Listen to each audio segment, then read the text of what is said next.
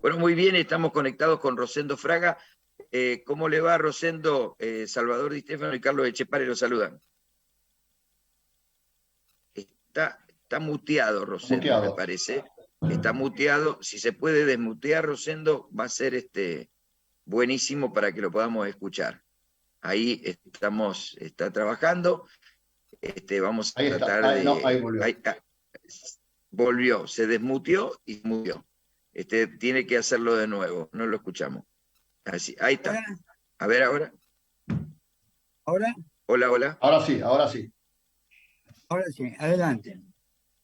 ¿Cómo le va, Rosendo? Un gran gusto. Le hago la primera pregunta, yo que soy el más atrevido, después Carlos le va a hacer la pregunta más inteligente. ¿Qué lectura hace esta de los jugadores que ni siquiera se han arrimado a la Casa Rosada ni han sacado una foto con el presidente? ¿Es un signo de debilidad del presidente este? Yo creo que esto tiene que ver con el consenso del gobierno. Es decir, con el consenso por un lado y por otro lado con lo que se llama con la grieta, el conflicto interno en la política. Ya sea el consenso del gobierno, que hoy es bajo, ya sea la grieta interna en la política, me parece que las dos razones justifican yo diría, la neutralidad política que la selección ha querido tener, ¿no es cierto? Entonces sí, si hubiera un presidente que tendría 50, 60% de aprobación, posiblemente la actitud hubiera sido otra, ¿no es cierto? Pero el otro tema es el antagonismo, ¿no es cierto? La confrontación. Y eso igual está. Aún estando esto sin la imagen positiva, ¿no es cierto? No sé si hubieran ido. Pero para mí adoptaron la actitud correcta, la neutralidad política. Carlos. Rosendo, en tu último informe, vos decís que los efectos de un triunfo deportivo como fue el Mundial son de muy corto plazo. ¿Por qué no nos explicás esa idea? Bueno, yo diría lo siguiente, es decir, la expectativa. Yo creo que, bueno, tomemos el gobierno de Alfonsín. El Mundial Argentina lo logró en el 86. ¿Cuánto duró eso como efecto político? Muy poco. La economía del año 87 lo llevó a perder la elección en septiembre de ese año, ¿no es cierto?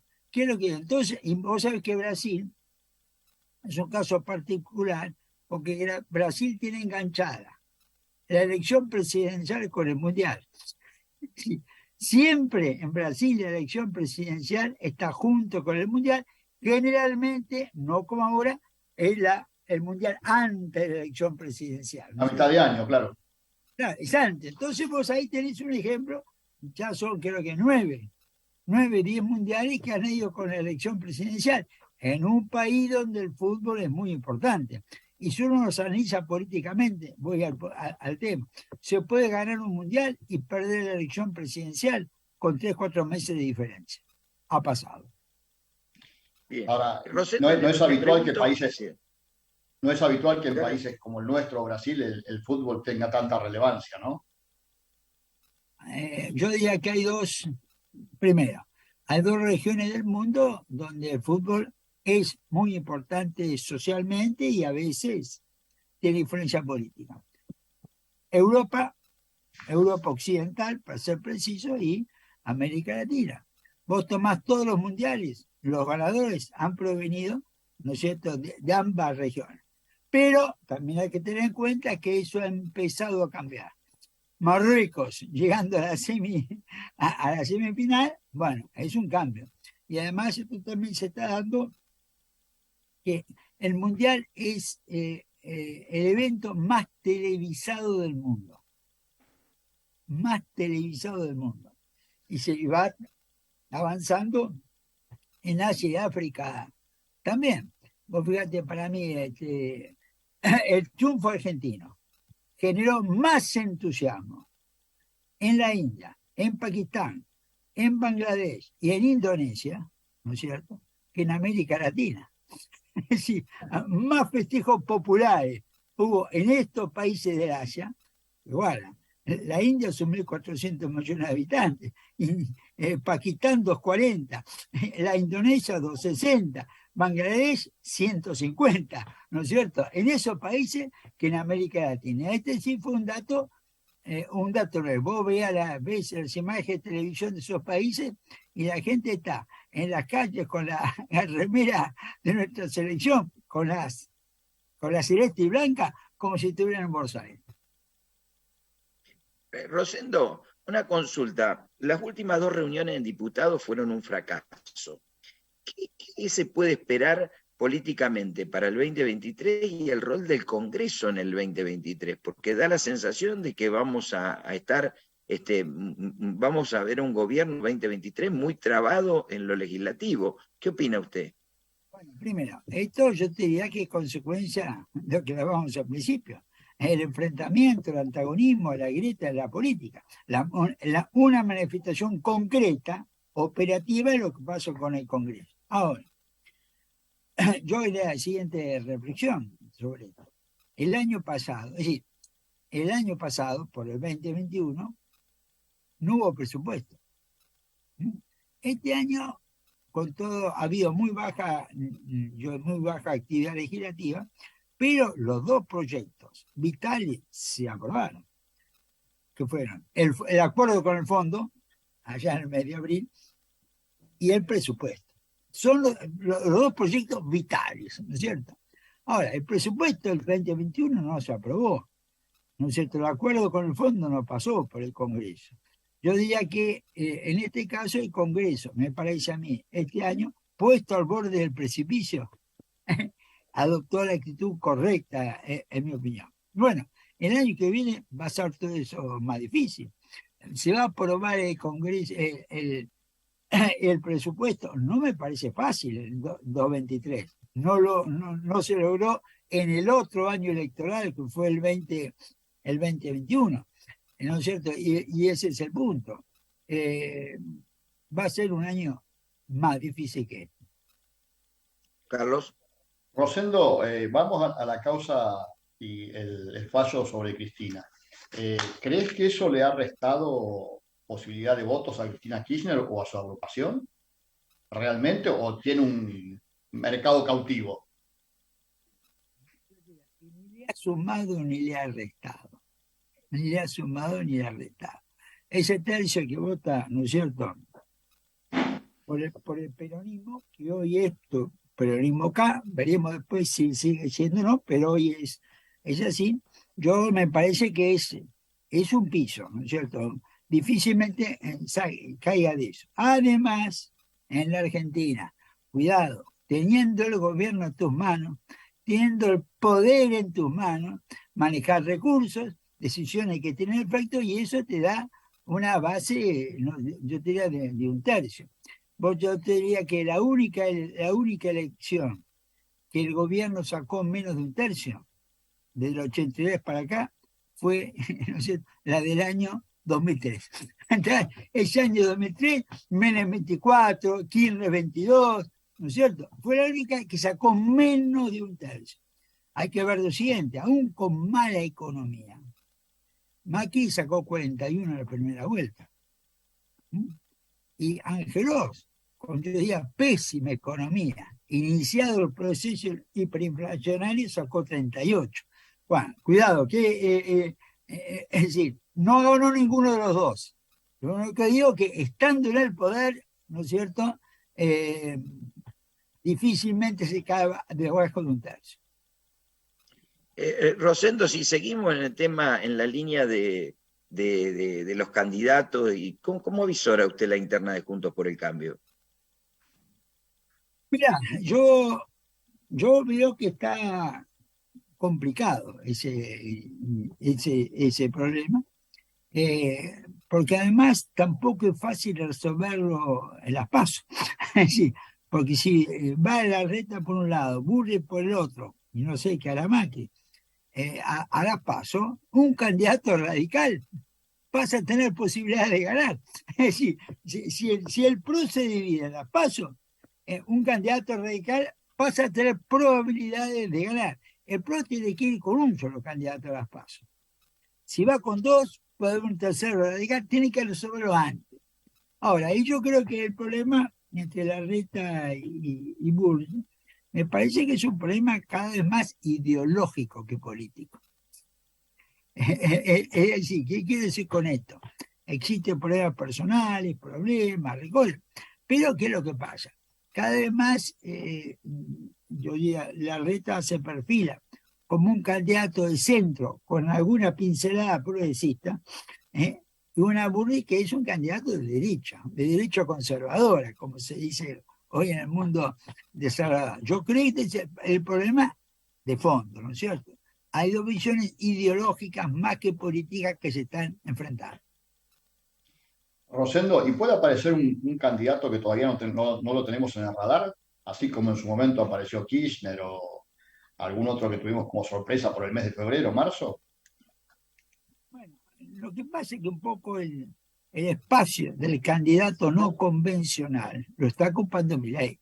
Es decir, Milei limita la posibilidad de una sorpresa, ¿no es cierto? Porque él, en parte, ocupa el rol de la sorpresa, ¿no es cierto? Por eso creo poco probable que irrumpa una figura nueva que altere sustancialmente el cuadro político. Ya hay una alteración porque Milei lo que ha producido es un debilitamiento de la polarización. Un debilitamiento de la polarización, bueno, ejemplo de polarización fue o la segunda vuelta del 2015 o la PASO y la primera vuelta, donde el tercer partido no llegó al 5% de los votos. Milei es un tercer espacio, hay que pensar la política argentina en tres espacios. Por ahora, después no sabemos si Milei saca 10, 15 o 20 o algo más, no lo sabemos hoy, pero es claro que esto ha modificado. Y el espacio de la novedad hoy lo ocupa Milei. ¿Qué rol van a cumplir los gobernadores? Rosendo, eso parece que la es más una del Nacional B que de Primera A, pero digamos, ¿qué rol le pone a los gobernadores? Bueno, teóricamente tiene un rol importante, prácticamente no tan importante. Sí, los gobernadores parecen más interesados en conservar y consolidar el poder provincial que disputar un poder nacional totalmente incierto en este momento. Hoy los gobernadores, entre provincia cierta y presidencial incierta, en general prefieren la provincia cierta. Porque acá hemos llegado. Que Mazur, jefe de gabinete, precandidato a presidente, se presenta de candidato vicegobernador de Tucumán. Vicegobernador. Es decir, esto, digo, ha habido un cambio entre provincia cierta y presidencia incierta. Hoy los gobernadores prefieren provincia cierta. Rosendo, ¿se podría dar en la Argentina algo similar a lo que está pasando en Perú? Creo que es poco probable. En política no hay imposible, pero, ¿no es cierto? Es poco probable. Por eso yo diría, hay un tema que es complejo, delicado, que es el no acatamiento de decisiones de la Corte por parte del legislativo y el ejecutivo. Ahora, yo diría que con el tema del Consejo de la Magistratura, hemos tenido un no acatamiento a la decisión de la Corte por parte del Senado de la Nación. No de Cristina, del Senado. 37 votos. 37 votos que son, ¿no es cierto?, la mayoría en tomando una posición de no acatar el fallo de la Corte. Esto casi uno podría, bueno, no, casi, puede decirse, es la crisis institucional más grave del 83 para acá, crisis institucional. Bueno, pero políticamente no se nota mucho, no son mucho los que asumen este problema. Ahora, con el tema del fallo de la Corte, aceptando la cautelar en el conflicto con la coparticipación de la Ciudad de Buenos Aires, bueno, hay gobernadores que ya han pedido públicamente que no se acate el fallo. Si en un mes el legislativo no acata un fallo de la Corte y el ejecutivo no acata un fallo de la Corte, bueno, estamos en una crisis institucional. Si me permitís, Carlos, yo quisiera Sí, que sí. se generara un cambio de frente. Usted, Rosendo, ¿cómo ve a la dirigencia del campo y cómo ve al campo en este momento histórico de la Argentina? A ver, en primer lugar, el gobierno yo creo que ha logrado dividir el campo.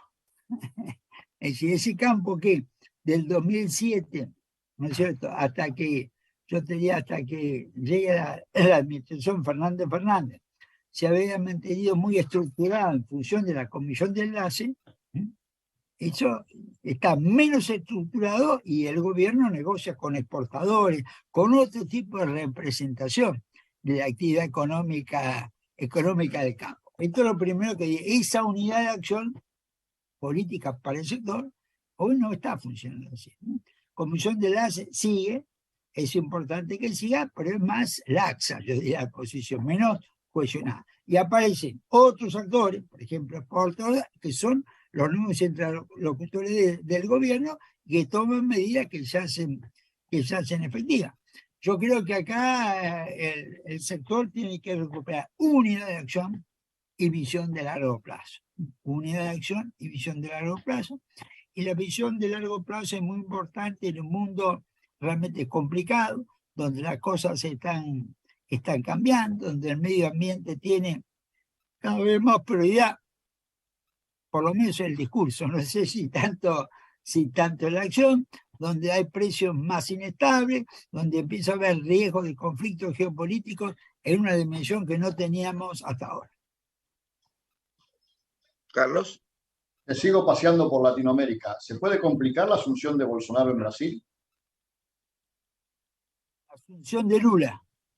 De Lula, perdón, mira, me traicionó el subconsciente. Ahora, yo creo que no. El problema de Lula va a ser la gobernabilidad hacia adelante, no la asunción. Donde el problema que tiene Lula es un poco el mismo que tiene todo el progresismo latinoamericano.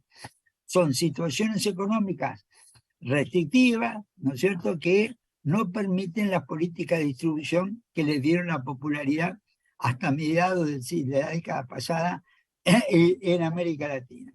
El gran tema político de América Latina, en este momento, yo diría 23, 24, 25, va a ser la gobernabilidad. Articular el Estado para tomar decisiones operativas, ¿no es cierto? Yo creo que acá está el problema, gobernabilidad. Bueno, Carlos, ¿te quedó algo? Sí, ya que estamos, nos vamos al conflicto entre Rusia y Ucrania, que en general ha pasado un poco a ser costumbre ya y nadie lo trata como al principio, pero es un conflicto que sigue latente. ¿Qué efectos puede tener en el corto plazo? Ahora, el conflicto cumple pasado mañana, bueno, el 24, el sábado, cumple 10 meses. Cuando empezó, la mayoría apostaba a un conflicto corto, la mayoría. Y este es un conflicto largo. Y y yo creo que es más probable que se prolongue a que se acorte. Ayer Kissinger publicó un artículo proponiendo una hoja de ruta concreta para la negociación. Creo que no le van a hacer caso. Creo que no le van a hacer caso. Veo poca disposición a la negociación. Es decir, sobre todo hay un no uso de la diplomacia.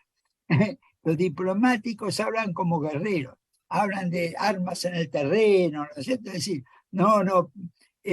si los militares, como el jefe de Estado Mayor Conjunto estadounidense, en cambio hablan como diplomáticos. Dicen públicamente que la guerra en el terreno está empatada, que ninguno va a poder ganar, que hay que buscar una negociación. Pero paradójicamente los diplomáticos y los presidentes se ponen mucho más firmes o duros en este conflicto. Entonces creo que el conflicto, el conflicto va a durar y que este conflicto está produciendo un cambio muy importante. Es el cambio que cada uno piensa de vuelta en vivir con lo propio, ¿no es cierto? Date cuenta, en este momento dice, bueno, el gran error es, bueno, entonces esto es lo que viene una ola de autosuficiencia económica, que va a ser un conflicto muy serio en lo tecnológico, ¿no es cierto? Y que desde el punto de vista del campo, ¿qué es lo que tenemos? Una interferencia de factores políticos que no teníamos antes. Bueno, Carlos, si te quedó algo. Agradecerle a Rosendo el tiempo que nos dedicó, por supuesto. Bueno, yo la última, Rosendo, y no lo molestamos más, les juro que la última. China y Asia y su rol en este mundo, digamos, con todos estos conflictos latentes de Rusia y Ucrania, ¿cómo la ve a China que no puede salir del COVID y cómo ve a Asia como continente en este conflicto? Yo diría, el país del mundo más importante en largo plazo no es China, es India. Es India, en el largo plazo. Este año India pasó a ser el país más poblado del mundo. 1.400 millones y la estimación demográfica en Naciones Unidas dice que en noviembre de este año la población de India pasó a la de China. Segundo, este año 2022 el PBI de la India pasó al de Gran Bretaña. India pasó a ser el quinto PBI del mundo.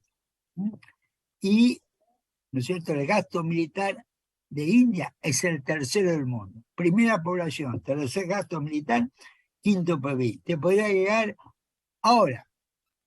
La India es la democracia más grande del mundo. En la India votan 1.000 millones de personas. Más que en todo Occidente. Más que en todo Occidente. Y esto es un punto muy importante, porque la diferencia entre China e India es el sistema político.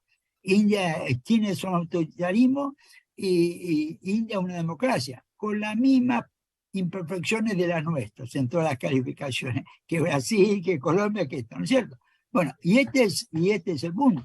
China va camino a ser, en la década que viene, la tercera potencia. Si es el 35, el 38, ¿no? Lo veremos después. Entonces yo creo que analizando nuestros términos, yo diría que el poder de Asia crece, pero a medida que crece también se diversifica. Vos fíjate, lo mismo que yo conversé, lo dije como al pasar, la popularidad de nuestra selección en Asia. Yo diría que hoy la región del mundo donde la popularidad de selección más argentina es el Asia. Además porque no compiten con nosotros, como los europeos y los latinoamericanos. Entonces ellos se sienten identificados con Argentina. Todo eso nos dice Asia va a ser muy importante, va a crecer en su importancia, pero también se va a hacer más diversa desde el punto de vista sobre todo político.